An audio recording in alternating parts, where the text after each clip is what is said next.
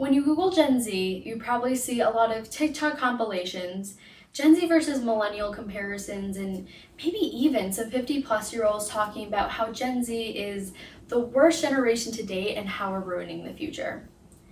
I have to offer a counterclaim. Gen Z is redefining the future, and a better one at that. So let me backtrack and tell you why you should listen to me. First of all, I'm 17 years old, a senior in high school, and an incoming college freshman this fall. This places me right in the center of Gen Z, who is currently 8 to 24 years old.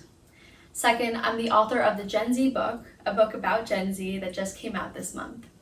For the book, I interviewed over 50 experts on Gen Z in a variety of fields, both in and out of Gen Z, incorporated my own experience about my generation as a member of my generation, and most importantly, learned about my generation and what defines us. But you might be thinking, why Riya? Why this book? And why Gen Z? Well, when I was scrolling through social media, TikTok, Instagram, Snapchat, I saw the word Gen Z and hashtag Gen Z being thrown around everywhere. But I never really got to understand who Gen Z was and what being a Gen Zer really meant, which led me to researching and writing the book. In this talk, I'll be going over 3 defining aspects of Gen Z. Gen Z's large consumer base and our ask from brands, how Gen Zers are internet natives and want authenticity in interactions online, and Gen Z's collective trauma and desire for control in a constantly changing world. So Gen Z is the largest and most diverse generation to date. Let that sink in a bit. Gen Z is the largest and most diverse generation to date. Now, why should you care about this? The best way to think about this is looking at Gen Z as consumers. Because we are the largest generation to date, we are also the largest consumer base to date. Because we are the most diverse generation to date, we also want diversity on all fronts as consumers. And this switches things up a bit.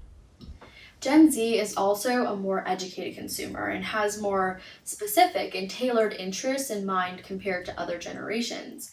And we're able to learn the A to Z about something in just a couple of clicks. And we're constantly consuming content on multiple devices, not just one. And because of this, our purchasing decisions are influenced by that very content that we consume on the daily on those multiple devices. Because of the diversity of content out online, it's difficult to market just one product to Generation Z as a whole, but rather tapping into subgroups of Gen Z like queer Gen Zers or spiritual Gen Zers lead to more tailored interests that one can really market to. Gen Z is a more educated consumer. We're not just trying to consume products and, just buy and have a consumer relationship with a company, but we rather investigate into the backstory of the company and what they really stand for. Some questions that we might ask the company and might think about before purchasing are, is the company environmentally conscious and sustainable?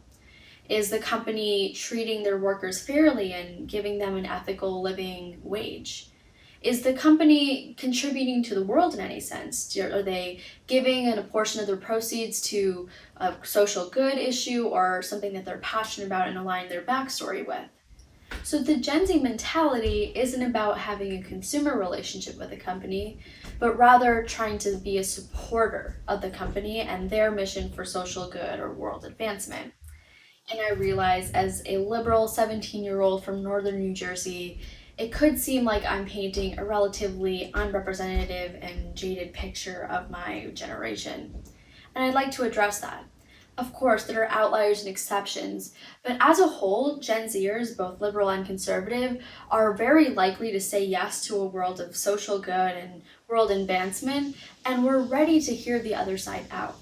But I will caveat this with the fact that it's extremely easy to be stuck in an echo chamber, especially on social media. Social media algorithms are designed to keep you on the app for longer. And so it's really easy to be trapped in a chamber where your beliefs or someone else's beliefs, something that you care about, is echoed again and again. And this is a problem because you only see content that you would like to see. And because of that, your feed lacks perspective. It lacks other people's point of view, and you're trapped in your own echo chamber of your own thoughts and beliefs, which is the problem. But see, Gen Z gets that.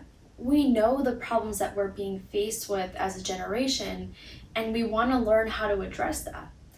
But while this is happening, we're still very young. We're still trying to reevaluate the relationship that we have with tech. We're also trying to reevaluate the relationships we have with each other. So speaking of tech, Gen-Zers are internet natives. We've grown up online and have the social and technical skills to make a difference. Having grown up with the internet, we've developed an internalized filter that can pick up on a lack of authenticity and transparency. As network and information spread become more and more critical, these skills are working to the advantage of Gen Z, who's been online since day one. While we are growing our networks globally through online interactions, there have been so many defining experiences for Gen Z already. From ACAB, All Cops Are Bad, to BLM protests, Black Lives Matter, and even the Capitol raids in the US into the first days of 2021, Gen Z has seen unrest. Gen Z knows unrest. Gen Z wants to do something about unrest. Seeing police brutality on video or being able to view the interview of someone who was assaulted allows for Gen Z to reevaluate social constructs and look at them through a different lens than prior generations have. This presents our generation with immense opportunity moving forward and a desire to challenge these very constructs for the better. And so not only are we experiencing these collective traumas and are currently experiencing them, but we're also going through them during our most formative years. And this really impacts Gen Z as a generation, but my point being, we're going through these collective traumas together, collectively as a generation. So because of the large consumer base of Gen Z, our internet natives and how we've been online since day one, and our desire for control in a constantly changing world, Gen Z is more intersectional and understanding, which is why we're able to empathize so much with each other. Now, I could go for days and days about intersectionality. My Instagram bio says that I'm an intersectional feminist. But what the term intersectionality means, which is coined by my icon, Kimberly Crenshaw, is being able to look at an umbrella issue like feminism, for example, and look at how it intersects with different other issues like being a person of color or being part of the LGBTQ plus community. Being able to recognize these specific intersections validates people's experiences, culture, values, and traditions. And as Gen Z, tying this back, we're able to validate one another and come together recognizing all of these amazing things about each other in our advocacy and activism. So when you Google Gen Z, you might think of a couch potato generation that can't get off their phones and are constantly online. But what you don't see is global leaders and activists taking a stand on generational issues that impact our world. Scientists, academics, and tech whizzes creating technology and innovations for making our daily lives better. And a generation that is ready to challenge time-old stereotypes, embrace diversity, and embrace our differences as we move forward into the future. This is Gen Z, and this is why you should care about us.